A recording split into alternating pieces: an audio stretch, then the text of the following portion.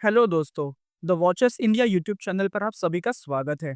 तो दोस्तों आज मैं आपके लिए एक मराठी हॉरर वेब सीरीज का एक्सप्लेनेशन लेकर आया हूँ और मैं आपको यकीन के साथ कह सकता हूँ कि ये वेब सीरीज आपको स्टार्ट से लेकर एंड तक सस्पेंस, थ्रिल और असली हॉरर का एहसास दिलाएगी। ये कहानी है खाटू परिवार की, जिसकी नेक्स्ट जनरेशन बरसों बाद अपने गाँव के पुश्तैनी घर में आए हुए हैं। बरसों बाद ये सभी अपने दीनू चाचा की बरसी की पूजा करने आए हैं, लेकिन अंदर ही अंदर हर किसी का एक ही मकसद है, इस वाड़े को बेचना, पैसा बनाना और शहर लौट जाना। लेकिन ये बड़ा घर सिर्फ विरासत ही नहीं, बल्कि एक श्राप भी है, जिसका राज उसी परिवार के पास में छुपा हुआ है। तो हमें देखना ये है कि क्या ये सभी इस बड़े घर को बेच भी पाएंगे या इस घर के छुपे हुए राज में कहीं पर खो जाएंगे। And with that said, let's roll the intro. तो दोस्तों एपिसोड 1 के स्टार्ट में हमें एक बड़े से घर को दिखाया जाता है, जो कि खाटू परिवार का पुश्तैनी वाड़ा था। और रात के समय में एक व्हाइट कार उस घर के सामने आकर रुकती है। तभी घर के अंदर से गुनिया चाचा, जो कि इस घर का केयरटेकर था, वो बाहर आता है और गाड़ी की तरफ टॉर्च लगाकर देखने लगता है। जिसके बाद हमें उस गाड़ी से खाटू परिवार के फैमिली मेंबर्स को उतरते हुए दिखाया जाता है, जिनमें राघव, जो कि घर का सबसे बड़ा बेटा है, शलाका, जो कि राघव की पत्नी है, राघव और शलाका की बेटी जिसका नाम है साइली, और राघव का छोटा भाई जिसका नाम कार्तिक, और उसकी वाइफ मधु, जो कि प्रेग्नेंट है। राघव और कार्तिक की बहन शुभ्रा भी इनके साथ होती है।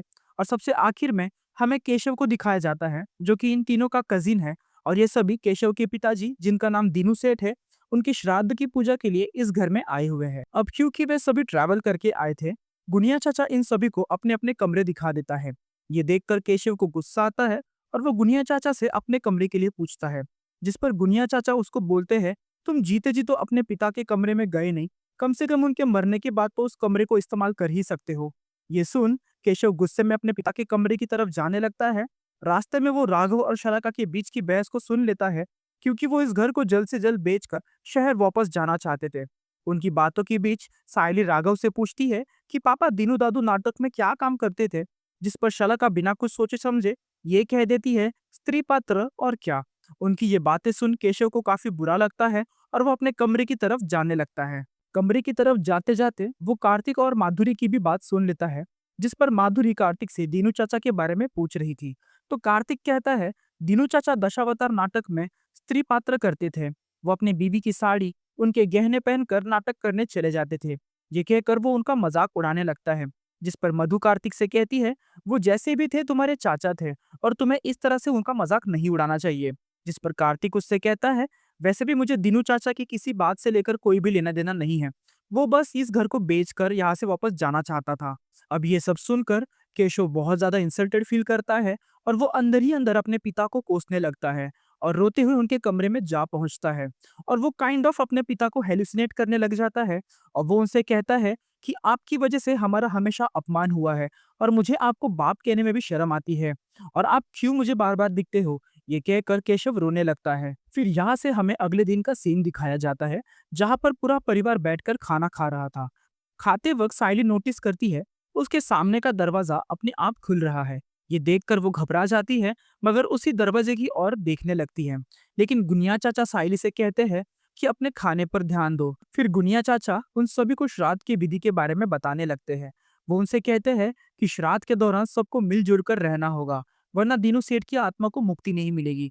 फिर हम देखते हैं वे तीनों भाई और शुभ्रा उस घर को बेचने की बात पर लड़ने लगते हैं, जिस पर केशव, मैं ये घर नहीं बेचूंगा, ये कहकर गुस्से में वहां से चला जाता है। अगले सीन में जब रात को सभी सो रहे थे, शुभ्रा को किसी बच्चे की रोने की आवाज आती है। उस आवाज का पीछा करते करते वो एक कमरे की ओर जाने लगती है। पर हम एज व्यूअर ये देख पाते हैं कि कोई एंटिटी जब से वे सभी इस घर में आए हैं तभी से इन पर नजर रखे हुए है।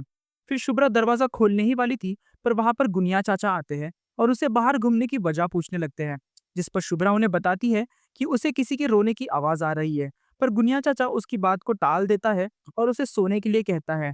मगर हम ये देखते हैं कि शुभ्रा के जाने के बाद गुनिया चाचा उसी बंद दरवाजे की ओर देखने लगता है। दोस्तों इतना तो श्योर है, गुनिया चाचा इन सभी से कुछ ना कुछ तो छुपा रहा था, पर वो क्या छुपा रहा है ये हमें कहानी में आगे पता चलेगा। अगले दिन फिर जब वे सभी श्राद्ध की पूजा कर रहे होते हैं, उसी हवन से निकलता हुआ एक धुआं घर के एक कमरे में जाने लगता है और वहां हमें एक छोटे बच्चे को दिखाया जाता है।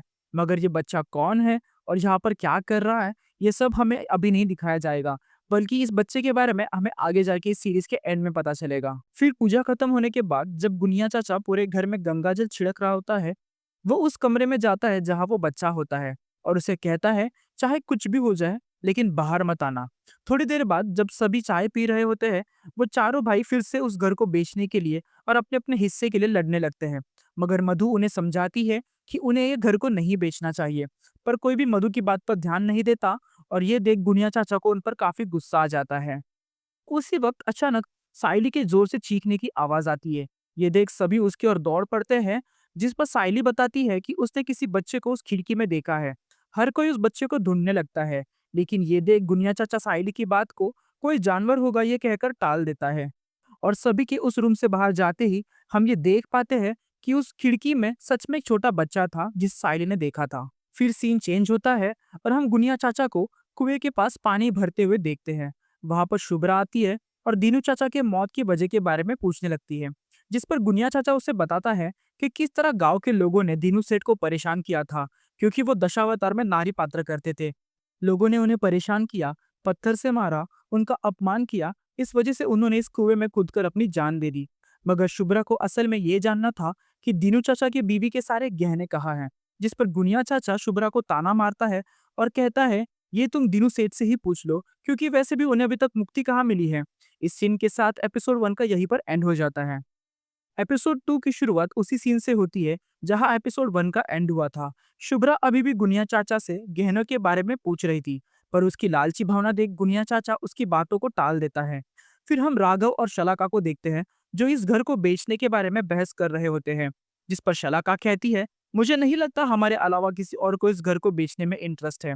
जिस पर राघव उसे समझाता है और कार्तिक को बुलाता है, और कार्तिक का भी यही कहना था कि उन्हें इस घर को जल्द से जल्द बेचकर शहर लौट जाना चाहिए, क्योंकि कार्तिक अपने होने वाले बच्चे के लिए शहर में घर बनाना चाहता था। इस दौरान कार्तिक और मधु को राघव और शलाका के डिवोर्स के बारे में भी पता चल जाता है। दूसरी ओर शुभ्रा केशव को घर बेचने के लिए कन्विंस कर रही थी।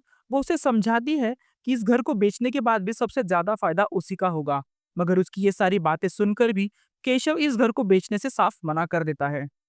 फिर हमें रात का सीन दिखाया जाता है जहां केशव बॉनफायर के पास बैठकर अपनी बचपन की बातों को याद कर रहा था, और हम ये देख पाते हैं कि बचपन से ही राघव, कार्तिक और शुभ्रा ने उसे अपने पिता की वजह से बहुत परेशान किया हुआ था। केशव वहां से उठकर एक कमरे में जाता है और अपनी माँ के छुपाए हुए गहने को निकालकर अपनी माँ को याद करने लगता है, मगर उसे ऐसा करता देख शुभ्रा देख लेती है और इस तरह से फाइनली उसे गहनों के बारे में पता चल जाता है।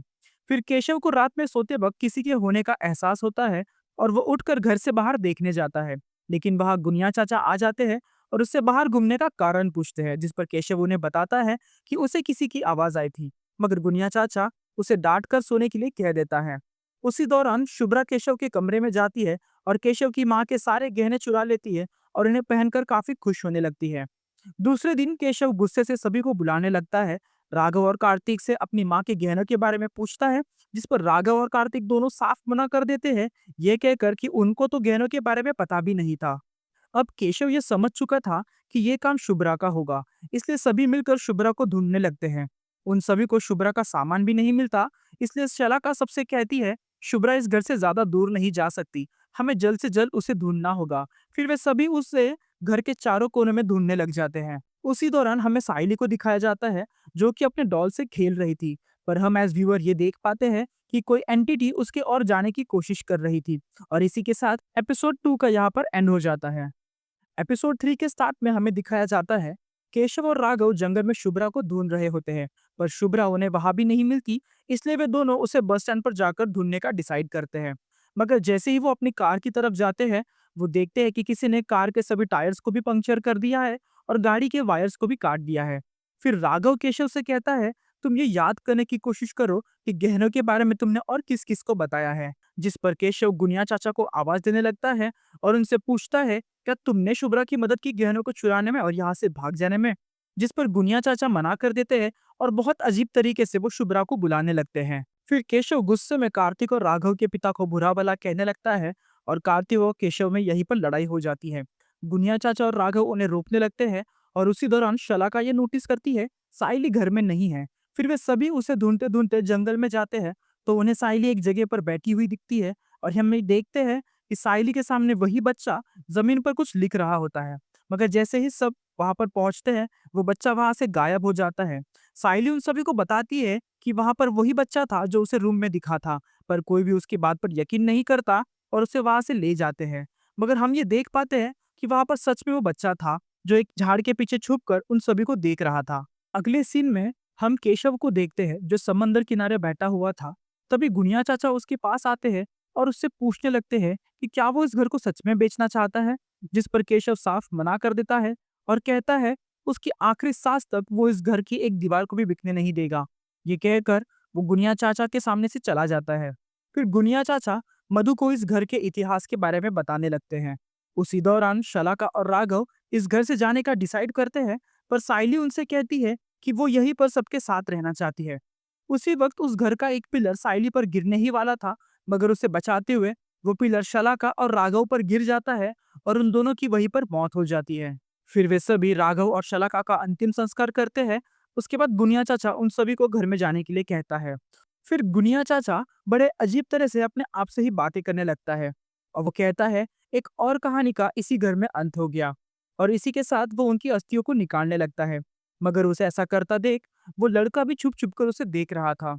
अगले दिन साहिली की तबीयत बिगड़ जाती है, इसलिए उसके ठीक होने तक मधु और कार्तिक उसी घर में रहने का डिसाइड करते हैं। फिर कुछ देर बाद जब केशव समंदर किनारे बैठा हुआ था, वहां पर कार्तिक आता है और केशव को समझाने लगता है कि इस घर को बेचना हम दोनों के लिए सही होगा।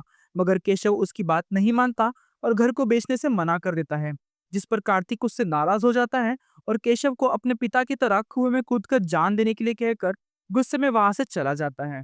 रात को साइली को अचानक किसी के होने का एहसास होता है और जब वो बेड के नीचे देखती है, वहां पर वही स्ट्रेंज लड़का छुपा हुआ था जो कि उसे बाहर आने के लिए कह रहा था। साइली उसकी बात मान लेती है और जैसे ही वो बाहर आती है, उसे गुनिया चाचा दिखते हैं जो कि साइली से बात करने लगते हैं। वो साइली को पूरा घर दिखाते हैं और उसे कहते हैं कि तुम्हें भी यहीं पर रहना चाहिए। यहाँ पर तुम्हारा पूरा इतिहास है, यहाँ पर तुम्हारी पूरी फैमिली है। जिस पर साइली साफ मना कर देती है और वो कहती है कि कार्तिक अंकल और मधु आंटी उसे यहाँ से लेकर चले जाएंगे। जिस पर गुनिया चाचा उससे कहता है यहाँ पर उसकी पूरी फैमिली है और वो वहीं से कहीं भी नहीं जा सकती।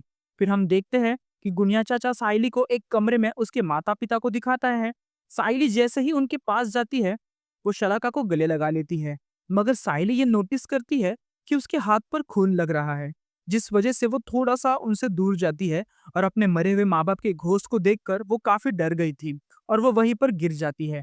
फिर गुनिया चाचा ये सब कुछ देख रहा था और इसी के साथ एपिसोड 3 का भी यहाँ पर एंड हो जाता है। आई होप दोस्तों ये सीरीज आपको अच्छी लग रही होगी।